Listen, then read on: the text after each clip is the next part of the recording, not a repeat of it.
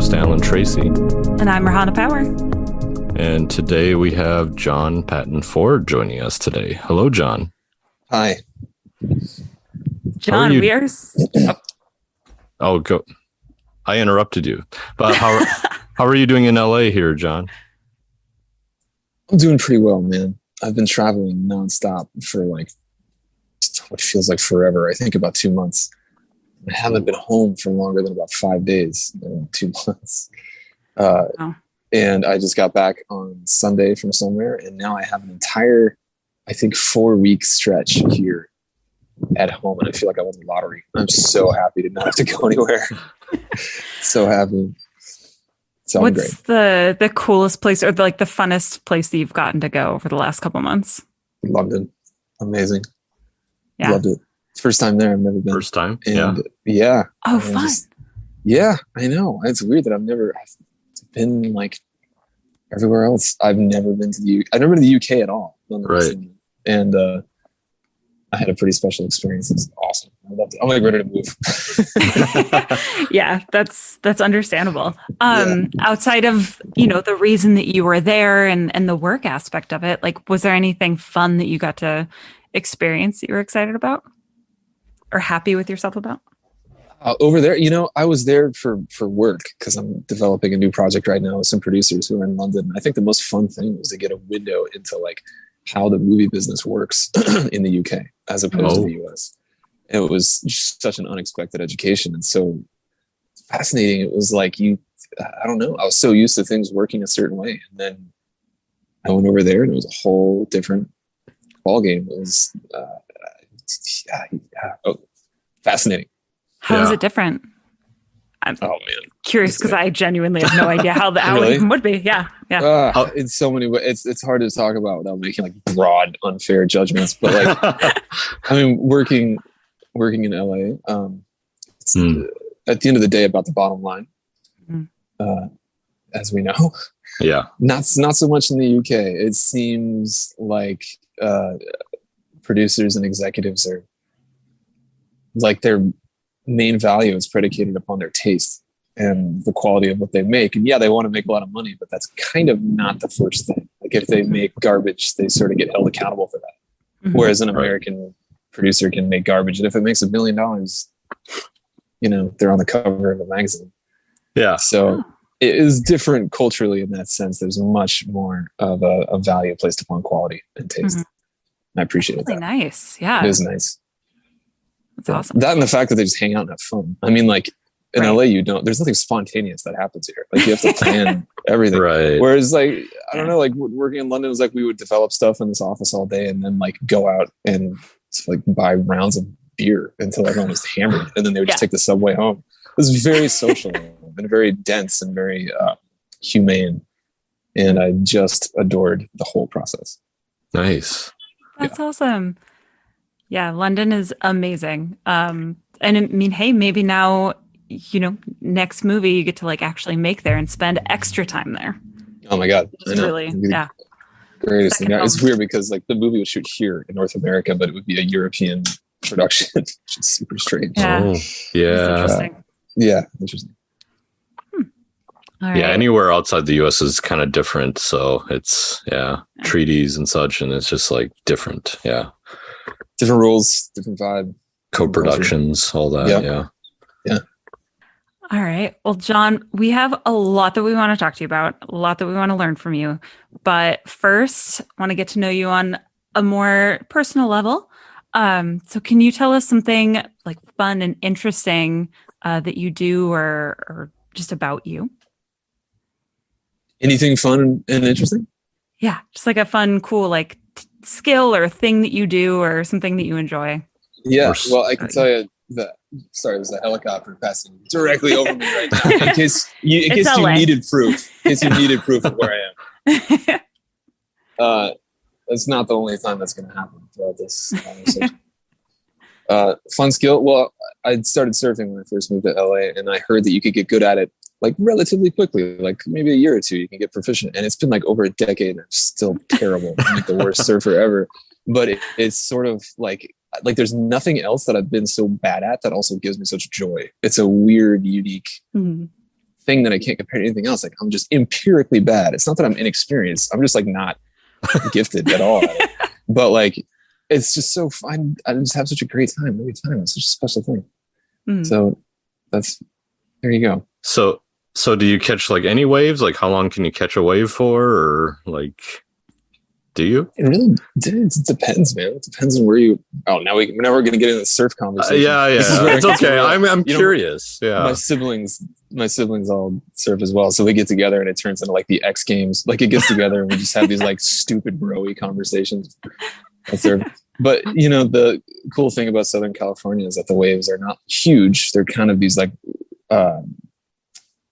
sort of relaxed, kind of roly-poly rides, and you can get some nice long mellow rides out there. Nice. Yeah. Meet some surfer girls too, hopefully. So sure. They're not impressed by me at all. Don't worry. But they might find it endearing, and then that's what leads to the open conversation. I like this. That's how you kick it off. Yeah. That's how we kick it off. I should just keep asking you guys questions. Yeah. Like the Tell me more. That's how it works. That's how it happens. Okay. Right there. And then you can book it to Hawaii, make Blue Crush. Sounds good. So what have you been into lately, John, since like pandemic times and, just recently? Is there anything that you're into right now? Since pandemic times, I mean, we shot this movie in August of last year. So the pandemic for me was this movie. It was prepping this thing and getting it made. So I didn't really get like a sourdough starter or like get into bicycling or something. I just like didn't like this was it. Nice.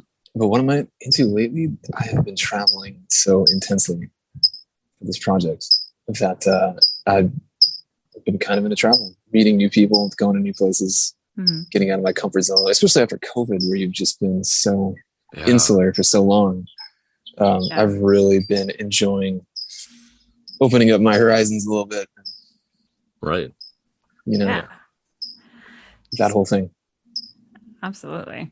Speaking of traveling for the movie, we actually got to see, lucky enough to see your film called Emily the Criminal here at Minnesota, words are hard, Minneapolis St. Paul International Film Festival recently.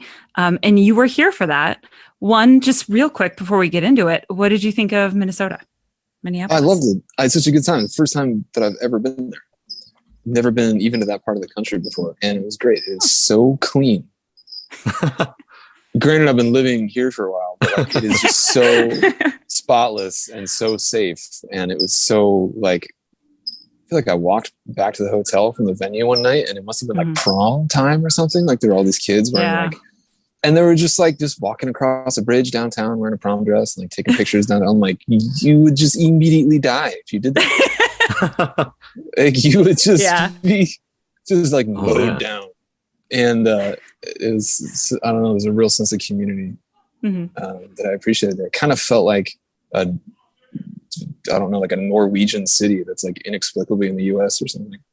Right. It's cool. I could see that.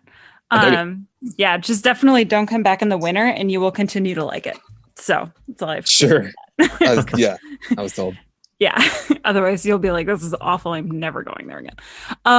Unless you want to make a movie about, basically The Revenant, and then you can just come here and do that. The Revenant in Minneapolis? That'd be great. Yeah, exactly. And then it's a new twist, a new take on it. He's stranded downtown, like all the buses have stopped going. That happens, yeah. Just in a blizzard. And watch the circus. Yeah. Oh, yeah. It's kind of a great idea. Coming up with ideas already. I love it. So can you tell us a little bit about Emily the Criminal? How did this become a film that you really wanted to make? Sure. I got out of grad school. I was in debt. I had a hard time getting a job. I was very frustrated. I felt kind of hopeless at the time. And it was, some dark years, not going to lie. And I knew that a lot of other people around the country felt the same way. I wasn't like alone in this experience. It's a pretty universal experience at this point. And when I started to work as a screenwriter, I've worked mostly as a writer. I knew that I wanted to direct my first movie about something that I understood and something that I felt and something that I had like authorship over. So I wrote a thriller that's all about the anxiety of having debt and this feeling that you would do virtually anything to get out from under it. It's a feeling I know quite well. Mm-hmm. So that is really, from an emotional place, that's where the story comes from. Right.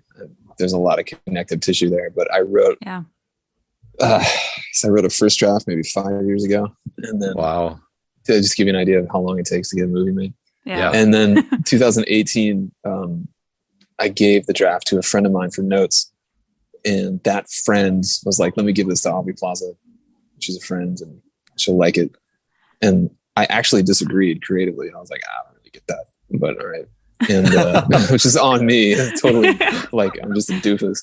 So he gave her the script and then she reached out and we met at a coffee shop or something. And suddenly I was like, oh, okay. You're not like, you're a whole person. You're this whole dimensional, complicated. Yeah.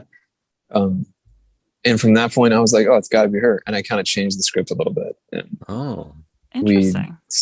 She would give me notes and I don't know, it's kind of like we wrote it together in a sense, and took a couple years to get the money together. By the time we shot it, I feel like she and I we were like living the same movie. We had both been trying to make it for so long. And at that point it's incredible. And so, such a privilege as a filmmaker to have a lead actor who's that invested in it and who has that level of ownership. She also produced it, so it's hers just as much as it is mine. Yeah. Right. And that's just got to feel really good having someone else like that, like emotionally invested and like anxious to get something like that made. Like it's got to feel great. Yeah. It feels great, especially as you might know, trying to get a movie made, you often feel kind of alone. Like you're just pushing this rock up a mountain and no one cares. And just getting someone to read a script can be so challenging. Right. So to have someone else who's very invested and very incentivized, especially someone who has a lot of clout, a lot of power, and who is technically a celebrity, is really validating. You kind of feel like, all right, I'm worth something. Right. Absolutely. So did you take that friend out for drinks or something after? I'm totally forgot about him. Forever grateful. He's one of the he's an executive producer on the film. I'm forever. That's awesome. Awesome. So I owe a lot to that guy. So let's talk about the production a little bit then. So, okay, maybe back it up before production. So, you get financing. How long did that take for you to just secure financing? I mean, 2 years. How many? Well, 2 years from the moment I met Aubrey. Okay. When was that? I met Aubrey summer of 2018. We secured financing May 2020. Okay. Right after COVID hit. I know. The money was coming together and we were like, we're going to make a film. And then worldwide pandemic. At the time, and this sounds totally myopic and selfish, but at the time it felt like it was happening to me. It felt like I'm trying my whole life to get a movie made and I finally get it together, and there's this pandemic, which at the time no one knew how long it was going to last. Right. So to me, it just felt like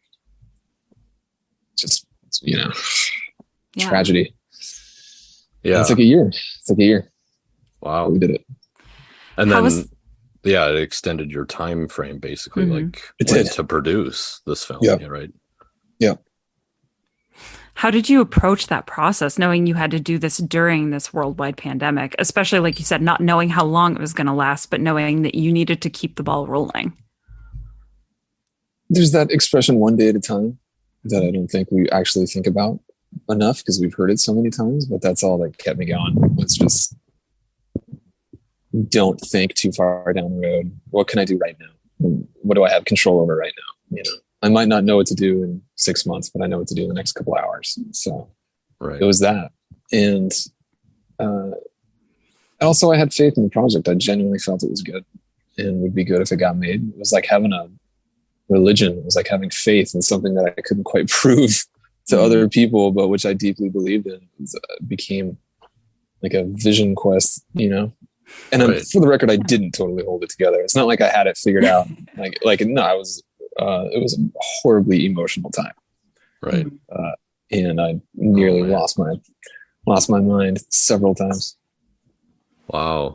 Yeah, I mean, there are a lot of bumps. I have some experience, obviously, in short films, but one feature, unscripted though at the time. But there are times when you're making any film where it's like, at least for me, it feels like I want to give up because it's just like there's so much you have to get done sometimes. Oh, yeah.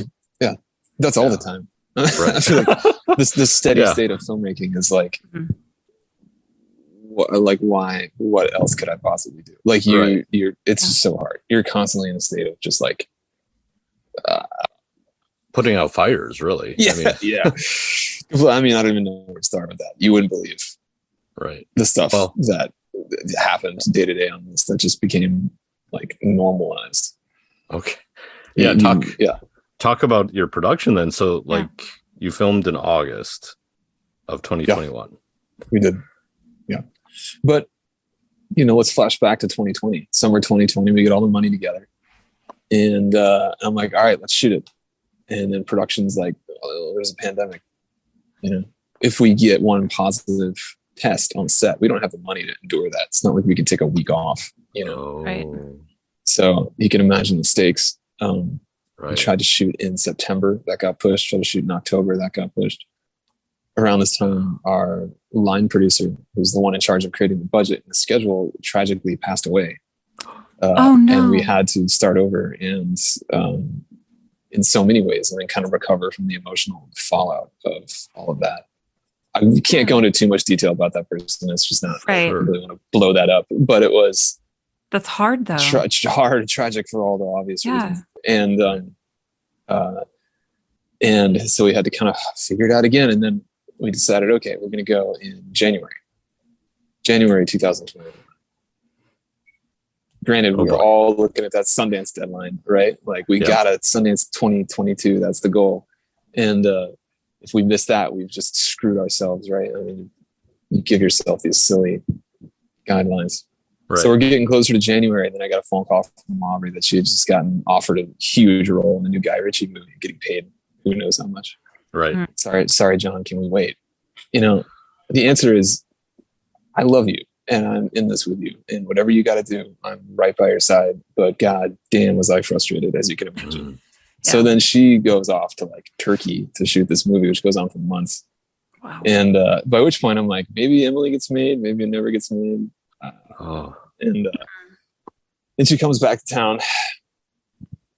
All right, now we've all been vaccinated, right? Maybe this is more of a possibility. We've still got the money. We've still got the, everyone, let's go again. Oh, and then Aubrey's got to go to Italy and shoot another movie, which pushes our entire production back a couple of months. At this point, we're talking about shooting the movie in August, and the Sundance deadline is October 12th or something. Mm-hmm. When's the last time you edited a whole movie in 5 weeks? So, oh my God. Yeah. And so now we're getting closer to production. We've got everybody cast. We're 10 days away. And that's when the guy who's playing Youssef, the co-lead, gets arrested. Yep. All right. Not Theo Rossi. The original guy. Okay. Who we did cast. Theo Rossi has never been arrested. He's a wonderful man. Yeah. So, but we had cast someone else, and this person got in some trouble. And suddenly I was saddled with a very difficult decision. Do you want to cast this person anyway, given what his criminal history is? It's on TMZ. But if you do that, you run the risk of being a filmmaker who casts someone who, is in the press for doing some not so great stuff. And that would cast a certain light on the production and a certain light on me. Right. But we're 10 days out from production. If you don't go with him, you got to find somebody else. Now consider what that character has to be. Has to be the right age, has to be right for the role, has to vibe with Aubrey, has to be available, has to want to do the movie, has to speak Arabic as a first language, has to have a visa to work in the United States because this is COVID and we can't fly anyone in. Oh. 10 days. Oh my 10 gosh. days. And this is, by the way, not like the only thing I'm doing 10 days out from production. Right. Like you're already going. You're scheduling your locations. I'm stressed and you're just explaining what you went through. Like I've already seen the movie. Yeah. So I lost like 12 pounds in like 4 weeks. Oh no. So Theo just comes from heaven. He's the perfect guy. I never met him until the first day of production. Wow. I just flew in and like parachuted in and there he was. Yeah. Because of COVID, we weren't allowed to prep the movie in a typical way. We couldn't get actors together really and rehearse. We couldn't do chemistry reads. I had to cast the whole thing off the phone because I can't be in the same room as these people. Couldn't even see some of the locations. What? And then, when you location scout, it's kind of a bonding experience, right? Mm-hmm. Like you all get in a van together, you start making jokes, you come up with nicknames. It's like being in the army. Yeah. And then by the time you shoot, it's like, hey, One Eye, give me the fucking, and like that never happened. Like we were all driving separately from the shooting schedule, 20 days, 63 locations. What? Stunts, stabbing, car chase. Yeah. Oh, and we go to Mexico in this movie. So on paper, it looks insane, and word got out that this movie was insane. Our wardrobe person quit, I think, 8 days before production started because she was like, "It's just too hard. I can't do it." Oh, so no. 8 days for another wardrobe person. By the way, you can't just like start a movie as a wardrobe person on day one. You have to have fitted every single actor way out ahead of time, and then gone and procured the clothing. So we're solving stuff like that and trying to do everything else. So in terms of the challenge, it's hard for me to compare it to much of anything else that I've ever experienced in my life. But somehow we got through it. I think because everyone believed in it. Like there was no lack of belief. Like although there were logistical hardships, there was never anyone who was like, I don't think this is any good. Mm-hmm. Like everyone's heart was in it for sure. I'm still stumped at 63 locations in 20 days. That's incredible. And then you just throw in Mexico. Like it's incredibly dumb is what it is. Like it's not what you should ever do. It's like so impressive. How? I just thank you, but like, please don't aspire to do this. We weren't doing company moves. Like it sounds a lot like we were just like zooming around for it, but it wasn't. It would be like we were shooting at a house and then we'd move to the backyard and dress it up to look like something else, and then move to the street next door. And so it was like we were using one location to look like 8 different places. Oh, okay. Nice. But like, still, we were never in the same place for more than I think 2 days, which is incredibly hard on crew. Right. And then half of it is night shoots, which means that your sleep schedule gets all wacky. Mm-hmm. Yeah. And then we went to Mexico. How was Mexico? How long were you there? Amazing. We had trouble with Mexico. We were deep into production and didn't even have anything yet. We didn't have like locations in Mexico. We didn't have casts. We didn't know how we would do it. Because it was like up until the last minute figuring out if we could even afford to go. So we're maybe like 10 days out from us supposedly going there. And then finally we kind of banged it together. And what's crazy. I remember like we wrapped production in LA. It was a night shoot. I remember wrapping at about 6 a.m. in the morning out in the West Hills, which is in the valley. The sun is coming up in the desert, riding in a car back to my apartment, sleeping for a couple hours, then going to like the wrap party in Silver Lake, which is the most lit party I will ever go to in my life. Nice. Like people lost their minds. Like they were so happy to be done. And I have pictures from it that are just like a hallucination. Like I can't believe that was real. They kept the bar open for us, which never happens in LA. Wow. And then, yeah, so we stumbled out of that place at 4:00 in the morning. And then I went home, packed a suitcase, went to LAX, and I had a plane to catch at 9 a.m. And I remember thinking, no one's going to be on this plane. I'm going to be the only one. Everyone else is hungover. Right. And I'll just never forget walking up to the gate. And like, there they are. Like Jeff Bierman, my cinematographer, is there. Looks like he's just been at a day spa. He was just unfazed. He was like, hey, man. Aubrey was there. And we all flew to Puerto Vallarta together. Wow. And it was just this magical, like, dream-like end of the experience where we were running around cobblestone streets in Puerto Vallarta and just like no rules, no laws. The film culture in Mexico is like, do you want to just do whatever you want? Great. And nice. Like we're on the beach in a lightning storm, just filming, and no one. It was fine. Wow. Yeah, I mean, it was not fine. Really shouldn't do that, but we did. The lightning. That's not special effects. It's like, and then we finished, and no one wanted to leave. Like no one wanted to quite admit that it was over, and so I actually stayed. Me and the cinematographer and some other people just stayed in Mexico for a little bit, and then then finally stumbled back to the US. And then we had like 5 weeks to cut the whole movie. Wow. Whoa. Yeah. That in it is also very impressive. I can't imagine. Yeah, I can't take much credit for that. We have an editor named Harrison Atkins who has brain cells coming out of his ears. He's one of the smartest people you will ever meet. You should really talk to him. Yeah, we'd love to. He's incredible. Wow. So how many? Okay, 5 weeks to edit the feature. Well, 5 weeks to make I think five to make the Sundance deadline, but that's not like when we quit. So we put together a cut that was good enough to submit, and then we kept editing after that for another month or something. Right. So it's not as if we edited the movie in 5 weeks, but we did honestly, most of it in that period of time. I think we really found the movie in that period. And we were just, How were you getting like dailies from set, and then like did you transfer them over to your editor to start editing, or what? Yeah, he was cutting while we were shooting for sure. Like I was looking at dailies, every night. Nice. I knew that not to get too specific about this, but I knew that my greatest weapon was coverage on this movie. I just shot a ton. We shot an incredible amount.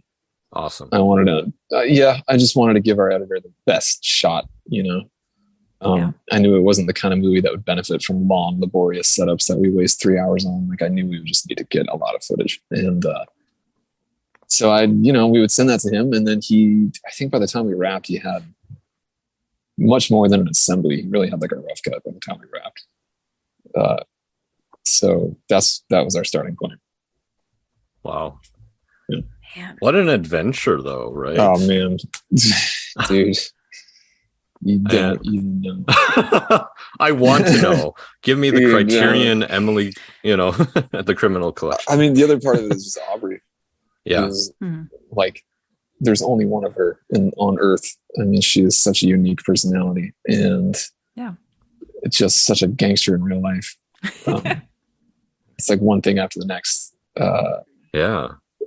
Her constantly just kind of daring people to go further and to work harder and to just go for it. I mean, she is not afraid and doesn't quit on anything. She just keeps pushing until it's good enough. And then she's just aggressive in the most hilarious ways. Like she knew that if we got one negative COVID test, that the movie would just fail, that it would be over. And so we had this COVID officer who was a really young guy, and by all accounts probably hadn't had many jobs as a COVID officer. And lo and behold, we were getting all negative tests. And then I think it was a couple of days in, this guy was just like kind of packing up his stuff and going to his car, and we were shooting at the same location the next day, so we didn't need to pack all his stuff up. And Aubrey saw him and was like, where are you going? And he's like, oh, I got another job, and it's going to be a different COVID officer tomorrow with you guys, a more experienced person, so it works out. But Aubrey was like, what? No, don't leave, hang on. And she goes to the producer and she's like, we are doubling that guy's pay, he's staying here. It's like, I will pay for it myself, he's not going anywhere. And the producer's like, well, why? And Aubrey's like, because that guy doesn't know what he's doing, he's giving negative she's like, he's exactly what we need.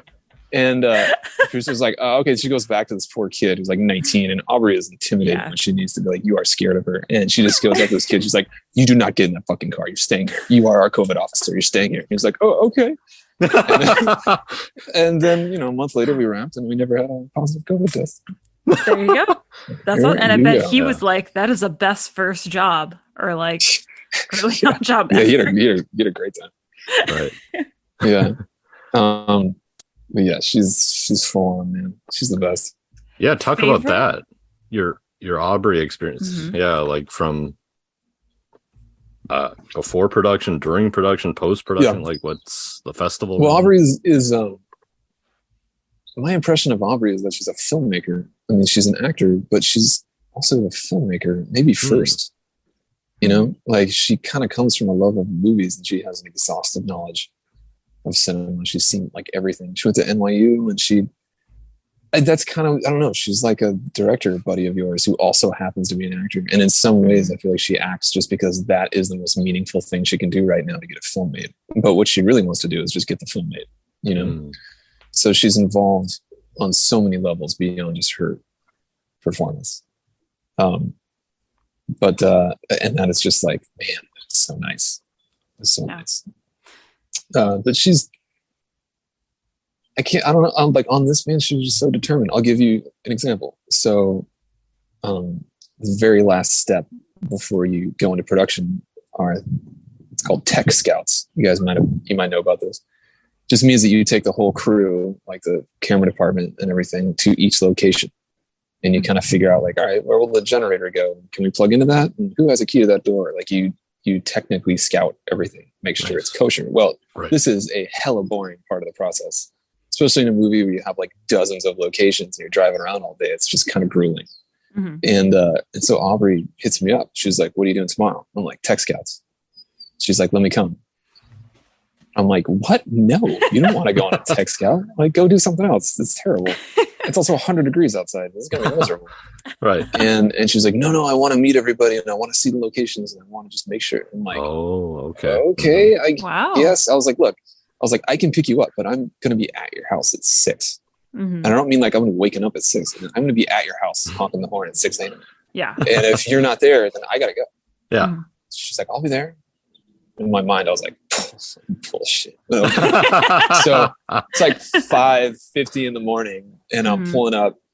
I can't say where she lives, but it's a hilly, nice neighborhood where, people generally don't. Anyway, so I'm like, it's dark outside, by the way. And I'm like pulling around this corner. These really nice houses. And then my headlights light up the famous movie actor, Aubrey Plaza, who's sitting by herself on a curb in front of her house with like a thermos of coffee. Oh. And then she just like waves at me like I was gonna like drive past. I was like, yeah, dude, I see it. And then we pulled over. I pulled over. And then she got in and she's like, all right, where's the first place we're going? Like, she was so in it already. That's and it's amazing. like, that's amazing. Like, who does that? She just cares. She cares a lot. That's incredible. Yeah, everything that I've ever heard about her or like listened to her, like in interviews and other podcasts she's done and stuff, she just sounds so like mesmerizing and so intriguing. Is she like top of your list now to work with again and want to just continue collaborating with her? Yeah, I mean, if she'll have me. Well, I hope so. Yeah, those are great stories. Yeah, absolutely. It's your favorite Aubrey moment from set? Like funniest thing she did. I can't say it out loud. Oh. Okay, like NDAs were signed. Yeah. We can't talk about it. Or like talk about it. A funny or fun Aubrey moment. Yeah, a podcast appropriate apparently. Yeah. A shareable moment. Yeah, okay, yeah.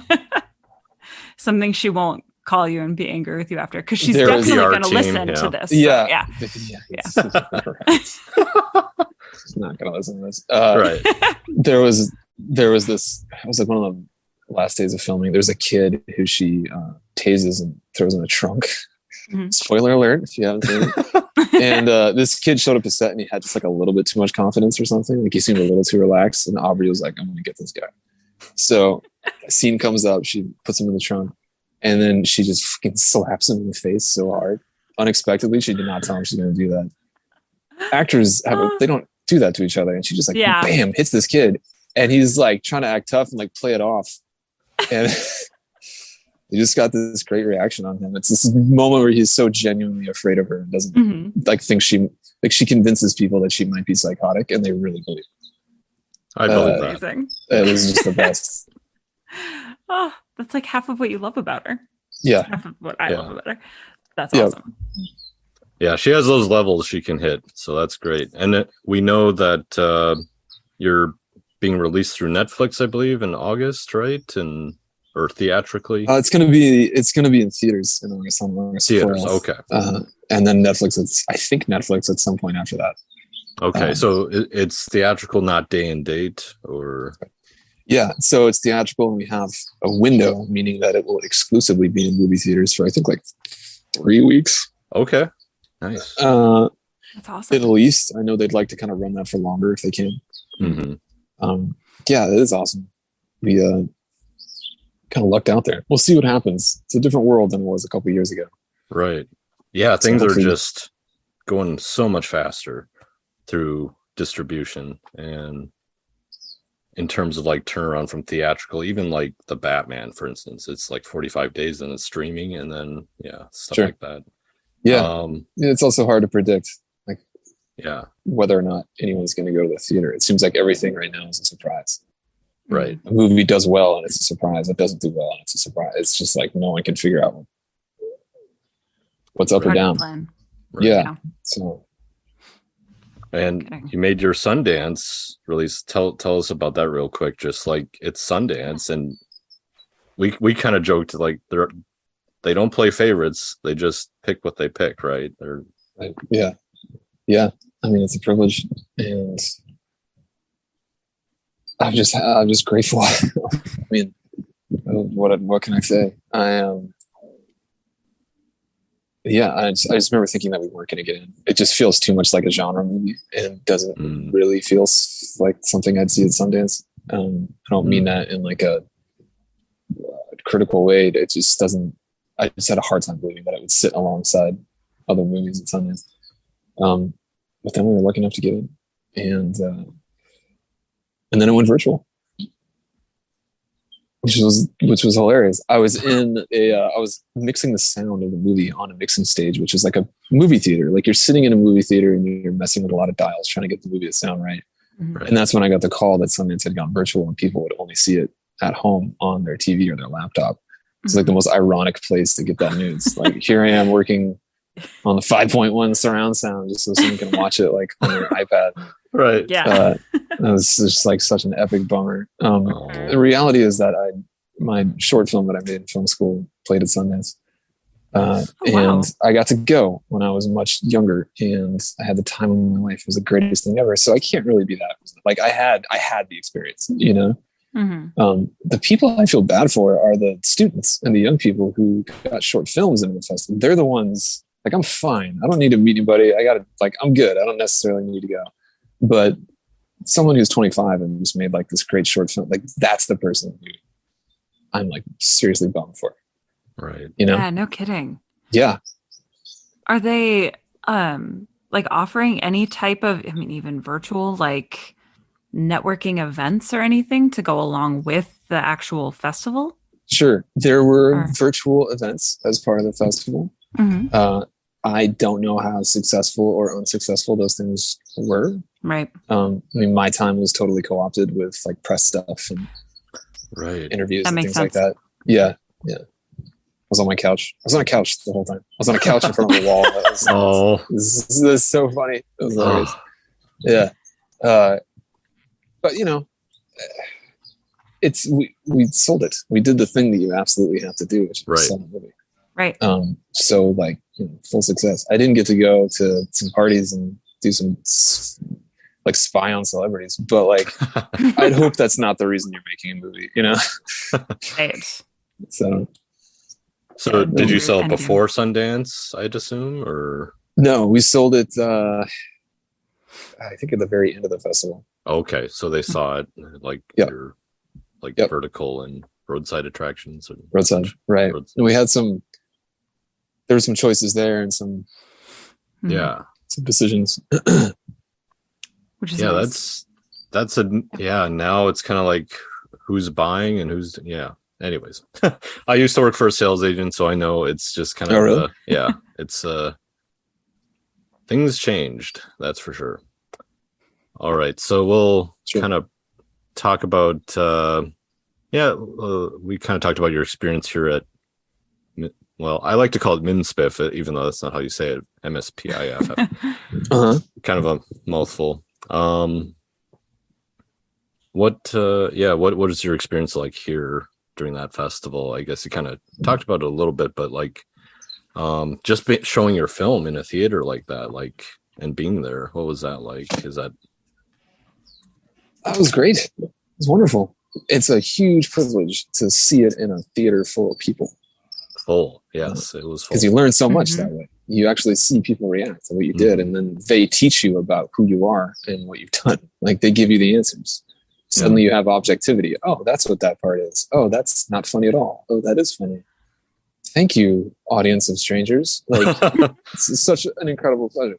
in terms of Minneapolis specifically, the audience was really kind and kind of mild and kind of like not slow to react, but slow to judge or be critical or something. Like, it just felt like, oh, this is an audience of like my parents' nicest friends or something. As opposed to like San Francisco, which was a super intellectual crowd that had really, really super sort of intellectual questions. And then, you know, like, I don't know, people in Dallas who just like laughed really loud at everything. And or like a New York crowd that's very, very fast and kind of quick to accept or reject something. Minneapolis was just like the crowd was just along for the ride. I'm like, oh wow, I guess that's the movie. Like there was nothing that I don't know how to describe it. It was really nice. just very nice people. Yeah. Yeah. Wow, and that's interesting hearing that. Yeah. And you got to speak after the first showing of it, because I know it showed on 2 different dates. That's true. So how did that go? How was that experience being able to actually like talk and, I don't know, answer questions? I don't know if there were questions. It's always nice. It's always great. Kind of for the same reasons that it's nice to just show a movie. You just learn what people felt. You get an idea of, right. You get objective about what you created by hearing the feedback. It's funny because the reality is, you know, that when you get up in front of an audience, there are a lot of people who didn't like it at all. And so you're just sitting there, like, you're just knowing, like, a lot of people are sitting here and just don't like what I made. You kind of have to sign off on that not everyone's going to be a fan, you know, and people are going to perceive you as a certain way, and you don't really have control over that. It's funny because, like, whenever I go to a festival and do a Q&A, I go to a website and look at reviews afterwards, like Letterboxd, for instance. And there are always people who post reviews who are at that festival and even at that Q&A. And very often it's just like, you'll go to a festival and people will clap and you get these like questions and people seem to, and then you go home and on Letterboxd there's like 1.5 star, like, screw this crap. You're like, I guess that guy was in there somewhere, you know? Oh my gosh. Whoa. Yeah. But I think that's part of creating anything. That's like the risk you have to take to make anything. It's just like, it's not going to be for everybody. Right. But honestly, you don't want to make a movie for those types of people anyway, so it's fine. It's funny. The more you develop something, the broader it usually becomes, and the more appealing it usually becomes. And I think you can reach a tipping point where you're kind of better off just aiming for a niche demographic and really appealing to that instead of trying to appeal to everybody. Yeah, true. Absolutely. Yeah. All right. So talked about Emily the Criminal and your festival experience, but kind of diving into like you and your past experiences just in film overall a little bit. How did you, I mean, you've kind of talked about this tiny bit, but how did you get started in film? What led you to like writing and directing specifically? Like where did that passion come from? I think when I was about 12, I moved to South Carolina. I was living in Boston and I had a lot of friends and I was playing hockey and skiing. And I was very much like a Bostonian. And then I moved to like the country in South Carolina. I didn't know anybody. It's terrible. I was in 7th grade. It was the worst. And my family got a computer. It was like the first computer we got. And it came with a CD-ROM, if you remember CD-ROMs. Yep. deep cut with a CD-ROM top. And like and there actually came with 2 CD-ROMs. One of them was the Encyclopedia Britannica, which I never looked at. And then the other was every Roger Ebert movie review ever. From like 1967 until whenever this was, probably the late 90s. And I just had nothing else to do. So I just started reading Roger Ebert reviews. And he was such a good writer. He was so colorful. And so I just had fun reading the reviews. It was so funny. And when you love something, you really loved it. And when you hated something, you really hated it, which is kind of the best. And I discovered all of these like 4-star reviews of movies I'd never heard of before. And it suddenly dawned on me for the first time that movies were coming out before I was born. Like they're ones that were before you were around. It never really crossed my mind. And so I remember looking on there and being like, wow, he gave 4 stars to The Deer Hunter. I guess I'll go track that down. So like went to Blockbuster, I'm like 12. I'm like, you have a Deer Hunter? And they're like, what? And I just started renting all these classic movies and kind of watching. So I got like really into it was just out of boredom and I think lack of just having friends for a little bit there, and started watching a lot of classic classic films. And then kind of like magic, when I was 13, I was in like a theater group, and the teacher came into class one day and said, look, I got crazy news. There's a movie that's coming to town and they need like a 13-year-old boy in the movie. And I thought, that's me. I'm getting out. Not because I wanted to be an actor, but I just wanted to be on a movie set and see how it worked. I had pretty much zero interest in acting. And same. And so I went and auditioned. I was fortunate enough to get the job. I think I was like the only person who auditioned, by the way. I don't think I beat the competition. I think no one else showed up. And I got to get out of school for like a month and live on this movie set. Which is awesome. In case you're curious, this was a made-for-TV Disney movie called Night John, which was directed Night John, which sounds like it's about prostitution. It was like a plantation, like antebellum drama. I lived in South Carolina, so this is why someone would come to film there. Night John. I'm gonna look that up. Yeah, Disney Plus, right? Disney Plus, baby. It was actually directed by a guy named Charles Burnett, who's a legend. He made Killer of Sheep back in the 70s. Wow. People would call him the African-American John Cassavetes, and he kind of was. But anyway, he came to my hometown and made a Disney movie. I got to be in it. And I got to see how it all worked. Mm-hmm. And I was fascinated by it. And that's kind of where my desire started. At that point, it became real. And I understood like, oh, this is a career that people have. And they make a living doing this. And they seem to be having a lot more fun than my dad. You know? Right. Yes. And then, years and years later, I just started making short films. And I went to AFI, or the American Film Institute, which is a grad school. Nice.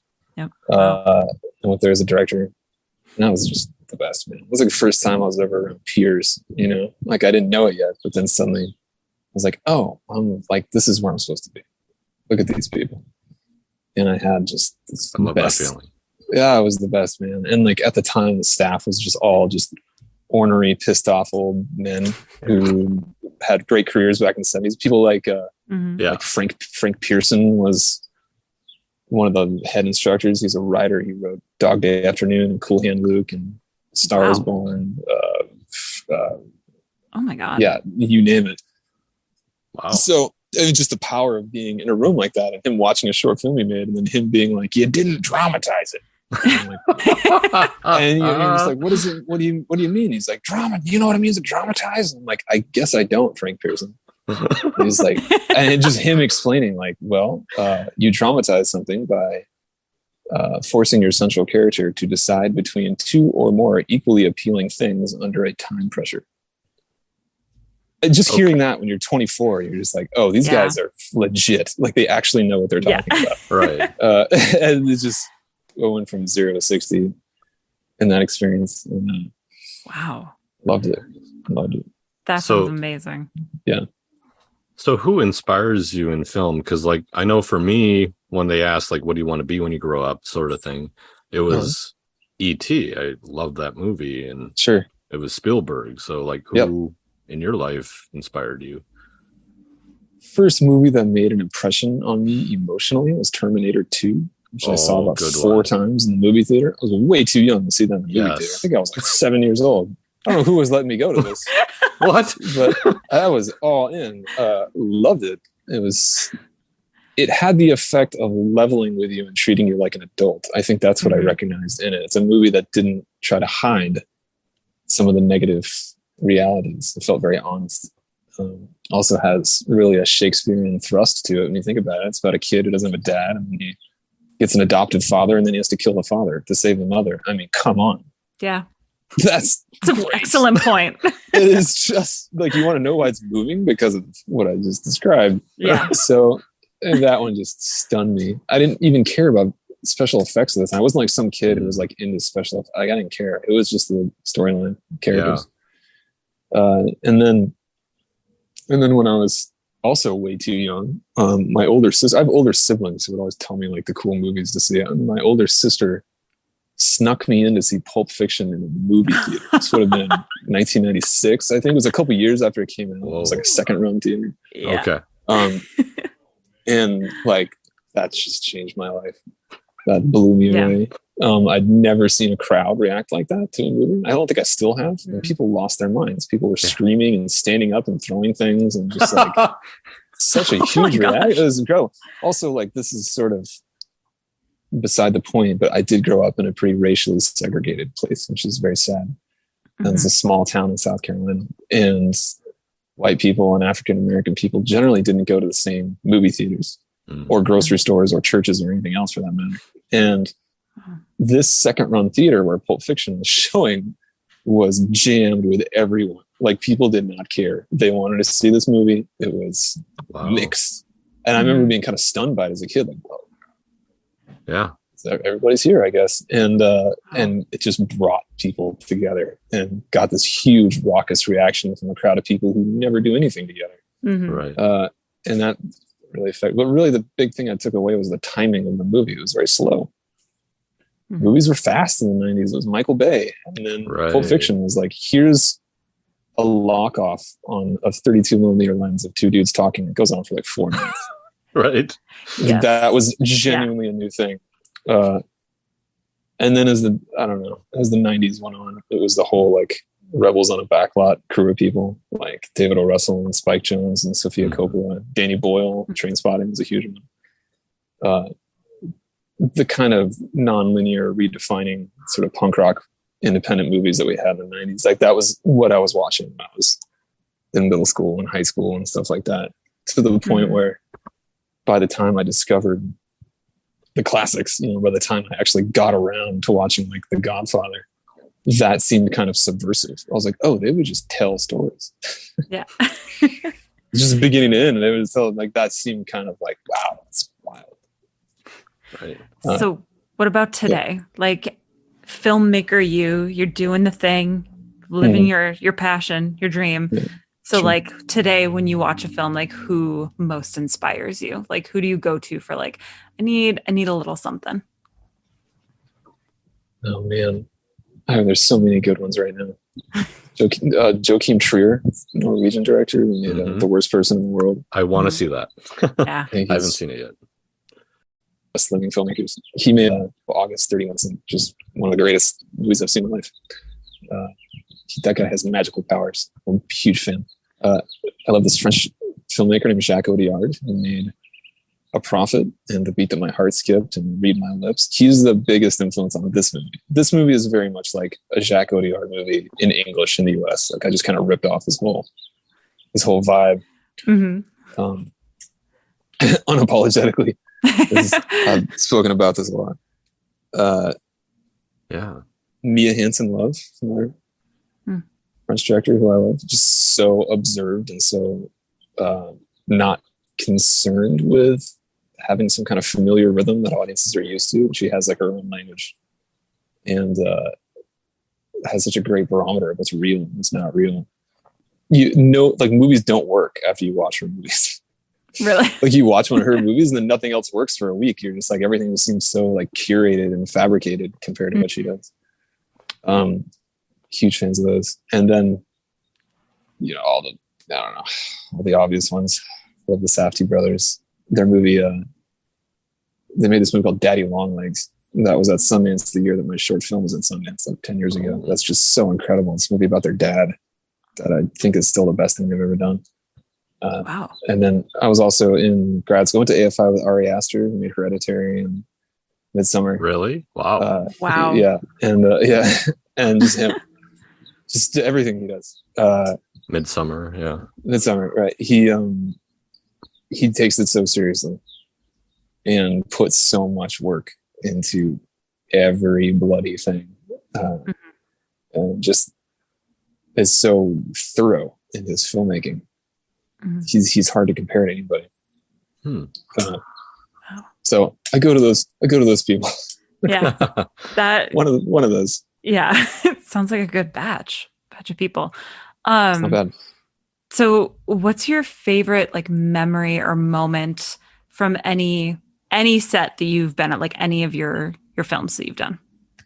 Like, is there a moment that stands out? Yeah, there is. When I was in grad school, I was like, it's pretty young. I guess I was 20. I think I was 24, first year, And I just moved to LA and it was kind of overwhelming. And I just felt like, I don't know if I'm any good at this or if this is a good idea. Or, you know, well, who am I trying to be exactly? And I shot this short film, like first semester of AFI. It was so stressful getting everything together and getting casting it and trying to, and in my idiocracy, is that a word? In my idiocy. It's a movie. Yeah. It's a movie. And in my idiotic crassity, I decided to make a short film on a subway in LA. I wrote it to be like on subway trains and subway platform and all that stuff. There is a subway here, by the way. Right. Yeah. Which is the dumbest thing ever, because like, how are you going to get permission to do that? So we finally did get permission to shoot on the subway, but they only allowed us 3 hours a day. Your day is typically 12 hours. So we had to somehow shoot out everything that we needed in the subway in like 3 hours. And I had created all these elaborate moves with Steadicam and like timing trains pulling in and out and just like doors opening and closing we had no control over, and going up and down escalators and like this idiot, ambitious young person's movie that, you know, was going to change the world. And anyway, I remember we shot it, and I remember wrapping our final day in the subway, and we pulled it off. We got all the shots, and like, I mean, barely, but we did. We pulled it off. And I remember like walking across the street to go to the bathroom at this like convenience store. I was like, hang on, I got to go pee. And I ran across the street to this donut place or something and went into the bathroom. And I remember just like washing my hands and just like looking at myself in the mirror and just having this moment of just like, you can do anything, you know, like you pull that off, you can do it. It was this moment of just, I don't know. It's like being in the Marine Corps and being done with boot camp or something, like feeling like it was so hard, but you got through it, and that arms you with confidence going forward. And that has just never left. That feeling's just never left. Like I still have it. Nice. Still feel like you can do it, you know? Yeah. That it's the moment I remember. Yeah. That's what it felt like at the time. That short film was terrible, by the way. but you know, it was a challenge, and you did it. But yeah, in a way, like the point wasn't to make something good; it was to have that experience, right? And feel the confidence of the experience. You know. And you did something that David Fincher did too for Girl with the Dragon Tattoo. Him and Rooney Mara went to the subway system and filmed like a test thing on an iPhone. It's in there. Oh, really? Yeah. So, and that was in LA because I could tell by the like subway. It was like, yeah, that's here. That's here. LA has the grossest subway in all of the world. It's so gnarly. Just saying something. Yeah. Which is kind of good for certain things, right? So sure. For filming. Yeah. So have you considered maybe making a film in Minnesota at some point now that we have a tax incentive here? And oh yeah, sure. Well, I'm trying to get a movie going in the fall. I might be directing something pretty soon. And we're looking at a bunch of different locations right now. I think Minnesota's one of them. So yeah, who knows? I might be there. It comes down to like what locations are available and what the money situation is like. Right. But you are a bunch of very friendly people. I can tell you that much. It would be much more fun to deal with than the residents of Los Angeles, California. Right. Yeah. Here they're just curious what you're doing. That's pretty much it. And, yeah. It's so nice. It's so nice. Just really interested. When you shoot in LA, it's the opposite. I mean, people see the truck rolling up and they're like, no, get out of here. Yeah. Like you just pure resistance the entire time. Like you go to, the simplest location and people are like, absolutely no. Or they'd charge you like $1 zillion.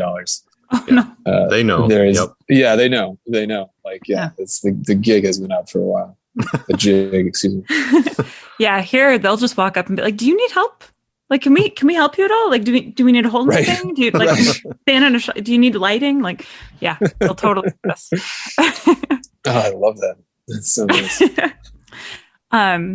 So I feel like you kind of already touched on this, but maybe with Emily the Criminal, but what's the biggest challenge for you in making a film? Just overall. The biggest challenge is always writing the script for me. I feel like you can troubleshoot nearly everything else. But a script is just endlessly hard. There are endless possibilities. There are endless ways it can go. And ultimately it comes down to the quality of that script. Right. No level of great performance or incredible cinematography or production design or editing can outpace the narrative that's at the heart of it. So the most demanding part, definitely screenwriting. The other, but in a more like just nuts and bolts kind of way, sleep is one of the hardest things for me. It's just so tiring. You just get so tired, not sleeping regularly. It's like the absolute worst. And that's the lonely part too. Also, maybe if you don't have a co-writer or something, maybe. Yeah, writing can be really. You're not supposed to do things by yourself for that long. Like that's not natural for a human being. Like we spent 200,000 years in tribes. Like you're not supposed to go off alone for weeks on end and like type on a laptop. So it feels, it feels unnatural sometimes. It's tricky. Yeah, it's there's like moments of like you're alone, then you're all together, then you're alone, then you're all together again. It's like just kind of like roller coaster. Yeah, that's true. I think most directors spend the majority of their time alone writing. It's funny that they're even called directors. Like mostly you're writing by yourself. Yeah. What do you look forward to the most then, contrastly to when making or starting a new project? What do I look forward to the most? Yeah. I love working with my cinematographer. I love getting together with that person and talking about the photography. It starts to feel real at that point. And then I love working with actors once the movie's been cast. There's a great, great joy in watching actors do a scene and redefine something that you thought you had figured out. So you think about it, by the time you're shooting, you've sat with that script for a long time. It's kind of calcified. It's embalmed, and then you see actors pick it up and it's like, bam, they have this whole other idea. And then suddenly it's alive and it's beyond your control and it's its own thing. And that's awesome. Unless you've miscast it, then it's the worst feeling in the world. And you're like, oh my God, that's terrible. Yeah. But like, just don't miscast something. Right. Yeah. Be careful. Yeah. You got to be picky. Yeah. Working with actors is kind of the best. Love that. So you've hinted at this a little bit, but what's next for you? As much as you're able to share. Sure. So if you want to hear a little bit about the weirdest Hollywood story I've ever heard, there's a script that I wrote a number of years ago that a lot of people read. It's kind of it's still what people mostly know me from, like even more so than this movie. It's from this like unproduced script. And it almost got made a couple of times, not with me directing, but with other people directing. Here's what I will tell you. There's something that I wrote that I very much wanted to make. And then I had to give those rights to someone else. And then it was kind of a bummer, but what do you do? And then when Emily the Criminal came out, that company who I gave the rights to saw the movie and decided to hire me to direct the movie. Wow. I've never heard another story like this in my life. No. That's incredible. And, yeah, I know. So that's what I'm doing right now. I'm working on getting that movie going. And it's a much bigger project than Emily the Criminal. I mean, like yeah, it's literally 15 times the budget. Right. Yeah. So hopefully that, but we'll see. There's a lot of hoops we have to jump through, a lot of tests we have to pass in order to get that going. Yeah. Right. So we'll see. So you got their attention, and then No, I'm just kidding. I wish I could tell you the ins and outs of that, but I suddenly realized I probably shouldn't say that on a podcast. Yeah, that's fine. That's totally fine. Yeah, but I can tell you that there's no like hard feelings or bad blood. It's like a total like everyone was completely fine. It's just rare. I've just never heard anything like that. Right. Probably because the timing is so rare that A, someone would get sued and give a script away just 2 months later, B, have a movie at Sundance. Like I don't think that formula is really, those stars haven't quite aligned before. Right. So it's for the memoirs. Yeah. Oh my gosh. There's right. It's a new adventure. Yeah. New adventure every day. And it brought you to London. Did it? I probably can't admit to that either. But I will say that it brought you to an undisclosed location. It brought me to an undisclosed location. Exactly. Drop a pin. Exactly. No, I hope I hope it happens. It's funny making a movie. You kind of have to like really, really be enthusiastic, you know, and embrace your love and your enthusiasm for something. At the same time, you have to hold this other reality in your other hand that it could just fall apart at any time. And if it does, you just got to move on. Yeah. So it's weird. It's like you have to be in love, but also acknowledge that that thing could just disappear and it's beyond your control. It's a weird place to live your life. You know? It's a hard balance. Yeah, it's a hard balance. And I'm kind of learning how to do it. But I think one of the things I've picked up on is to just not have all your eggs in one basket all the time. Yeah. Like there are multiple things that I've got happening right now. There's a TV show and there's a whole other movie. And, you know, it's like a healthy combination, you know, I've diversified my stock. So it doesn't have to be one thing anymore. That's fantastic. Good. Yeah. Well, John, where can people find your work or follow you and support you? Well, you can find Emily the Criminal in the movie theater in August. Comes out August 12th. Finding my work, I mean, I don't have like a web page filled with commercials or anything. I think they're all spread out all over the place at this point. I have directed a lot of really embarrassing commercials, which I'd rather people not see, to be honest with you. And then connect with me. You know, I technically am on Instagram. I've just never posted anything. And I don't always use it. But hey, at John Patton Ford. There I am. You can see my blank. You can see my blank Instagram page. Perfect. Yeah. All right, John. This is the big one. Big question. Okay. What do you want people to remember most about you? Whether it's from working with you or after watching any of your work. Remember about me? Just me personally? You personally. Oh God. I hope that people just remember that I was kind and empathetic. I don't really care about impressing people that much at this point. I feel like when I made this movie last year, I had to ask so much of the crew that like I just wanted them to feel okay about it and to feel okay about me as a person. Like, that was more important than them actually like performing well. So I hope that people just think I'm an okay guy. That's all I ask. Well, I can definitely say after chatting with you for the last hour or so, I think you're an okay guy. Thank you. Pretty sure Alan thinks so. So you've won two people over right there. Yeah. I'm so glad to hear that. Thank you so much for taking the time out of your day to talk to us and be on our podcast. We really appreciate your time. This has been amazing. No, thank you so much. This was so fun. I want to interview you now, but that's maybe next time. Yeah. That'll be the next episode. When you start your podcast on Instagram. Yeah. No, I'm just kidding. Yeah. I can't wait for that. All right. Well, thank you again for joining us, John. And for all our listeners, this is Film in Minnesota.